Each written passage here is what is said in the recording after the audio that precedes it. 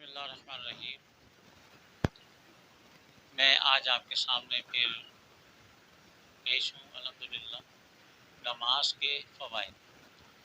نماز سے یہ فائدے ہیں کہ جب انسان نماز کا ارادہ کرتا ہے باحکم خدا وند عالم، تو سب سے پہلے وہ یہ دیکھتا ہے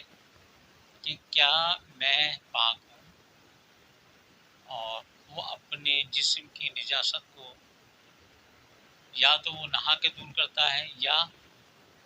وہ وضو کے ساتھ اپنے آپ کو مزین کرتا ہے، تو آپ کا جسم پاک ہو گیا۔ اب اس کے بعد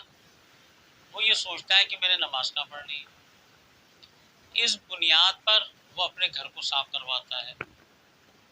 ٹھیک ہے، تو گھر بھی صاف ہو گیا۔ اس کے بعد جب وہ اللہ کی بارگاہ میں مصلی بچھاتا ہے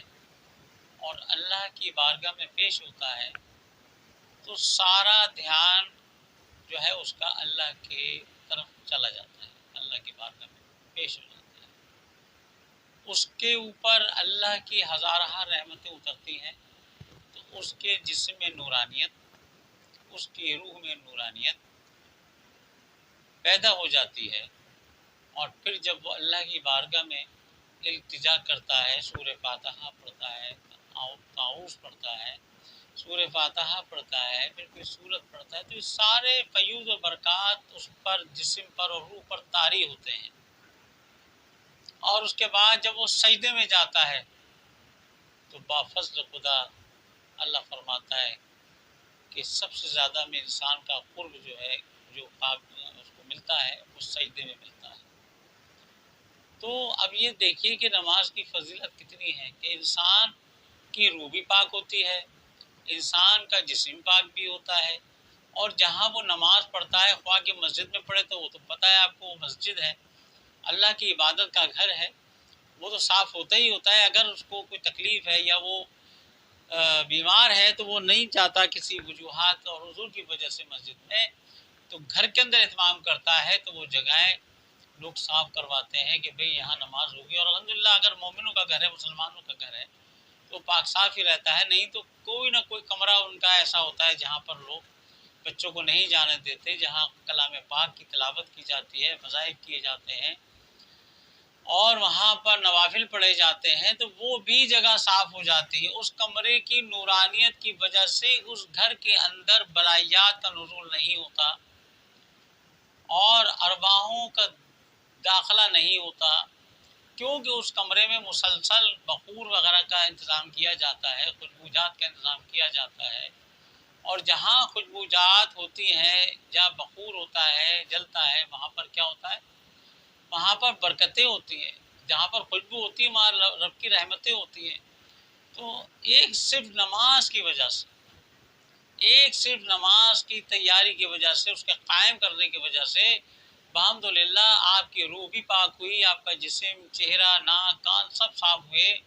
میل کچیل سارا دھل گیا۔ اور اگر ہم نے ہاتھوں کی خلال کی تو نہ سے انگلیوں کے درمیان سے بھی جراثیم جو ہے وہ نکل گئے، اور پیروں کی خلال کی، انگلیوں کی، تو اس کے بھی جراثیم مٹی نکل گئی، یعنی کہ جسم بالکل طاہر ہو گیا اور پاک ہو گیا، روح بھی پاک ہو گئی۔ اور جب اگر کسی عذر کی وجہ سے گھر میں اس نے اہتمام نماز کا کیا ہے، تو گھر کے اندر اللہ کی تجلیات اتر گئے، کیونکہ آقا رسول کریم رؤوف الرحیم صلی اللہ علیہ وسلم کی ایک حدیث مبارکہ ہے کہ خبردار اپنے گھروں کو قبرستان نہ بناؤ۔ کتنی بڑی بات ہے، اس میں نمازیں پڑھا کرو، نوافل پڑھا کرو، تو برکات تو اپنی جگہ پر۔ اور پھر سرکار نے فرمایا تاکہ آپ کی مستورات اور آپ کے بچے آپ کو نمازی کی حالت میں دیکھ کر وہ بھی نماز شروع کریں، اور ان کو ذوق شوق پیدا ہو اور گھر تمہارا نمازی ہو جائے۔ تو یہ نماز کی برکات ہیں الحمدللہ۔ بڑا فیض ہوتا ہے نماز کی تیاری کرنے میں۔ اجلے اجلے کپڑے پہنتا ہے بندہ، اگر دھبا بھی ہے تو کچھ نفیس لوگ ہیں وہ ایک دھبے کو بھی پسند نہیں کرتے، کہ اللہ کی بارگاہ میں ہمیں حاضر ہونا ہے تو ہمیں خاص قسم کا لباس پہننا چاہیے۔ حضور غوث اعظم دستگیر رضی اللہ تعالیٰ عنہ کا بھی یہی شعار تھا کہ آپ جب جمعے کی نماز کے لیے جاتے یا عیدین کی نماز کے لیے جاتے تو آپ کی پوشاک میں جو کام ہوا کرتا تھا زرعی کا، وہ سونے اور چاندی کی تاروں سے ہوا کرتا تھا۔ بقایا جو لباس زیبتن کرتے تھے وہ بہت سادہ ہوتے تھے۔ آقا رسول کریم رؤوف رحیم صلی اللہ تعالیٰ علیہ وسلم کا بھی میں نے دیکھا حدیثوں میں کہ ہم عائشہ فرماتی ہیں کہ سرکار جمعے کے لیے ایک خاص قسم کا لباس مزین کرتے تھے اور اس کو جمعے کے جمعے ہی پہنتے تھے، جو آپ کو بہت پسند تھا۔ یعنی کہ خصوص نمازوں میں بھی خصوصیت ہے، عیدین کی نماز کی خصوصیت ہے، جمعے کی نماز کی خصوصیت ہے، تہجد کے نماز کے خاص خصوصیت ہے، پنجگانہ نماز کی الگ خصوصیت ہے۔ تو نماز کا اتنا بڑا اہتمام ہے۔ لوگوں نے پوچھا حضرت غوث اعظم دستگیر سے، حضرت آپ اتنے سادہ ترین رہتے ہیں لیکن جب نماز جمعہ کو جاتے ہیں تو بہت زربق لباس پہن کر جاتے ہیں۔ کہا کہ تمہیں پتہ ہے میں کس دربار میں جا رہا ہوں، کس کا دربار ہے، جو کل کائنات کا مالک ہے، اس کے دربار میں حاضر ہونے جا رہا ہوں، تو مجھے کیسا لباس پہننا چاہیے؟ کہا کہ بہت اچھا۔ تو کہا کہ میں اس کی بارگاہ میں اس کا شکر ادا کرنے جاتا ہوں اتنا قیمتی لباس پہن کر، کہ مولا تو نے مجھے اتنا قیمتی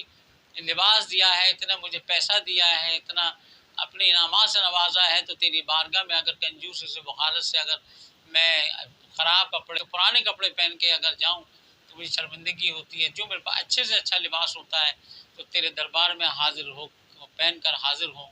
تو اس میں مجھے بہت خوشی ہوتی ہے کہ میں جس نے مجھے یہ نعمتیں عطا کی ہیں تو میں نماز کے لیے ایک سے ایک کپڑا پہن کر سرکار کی اللہ کی بارگاہ میں حاضری دوں۔ تو انشاءاللہ اگر ہم بھی ایسا کریں گے، اہتمام کریں گے، حالت میں مجبوری ہوتی ہے، آپ آفس میں ہیں، مجبور ہیں کہ آپ پینٹ شرٹ کا آپ کا آفس ہے، اس کا لباس جو ہے، ڈریس جو ہے، لیکن آپ وہاں کو اہتمام نہیں کر سکتے، لیکن یہ بحالت مجبوری ہے۔ ہمارا دین بہت آسان ہے، اس نے بڑی آسانیاں دی ہیں، لیکن اگر موقع فراہم ہو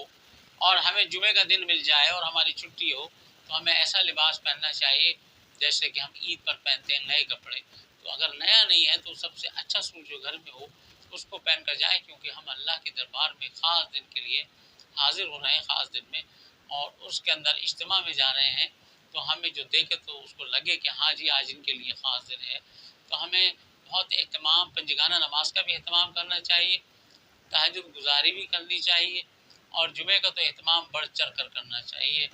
تو انشاءاللہ ان معاملات سے اللہ اس کے بدلے میں ہمیں نیکی بھی عطا کرتا ہے اور اپنے انعامات سے بھی نوازتا ہے۔ وَمَا عَلَيْنَا إِلَّا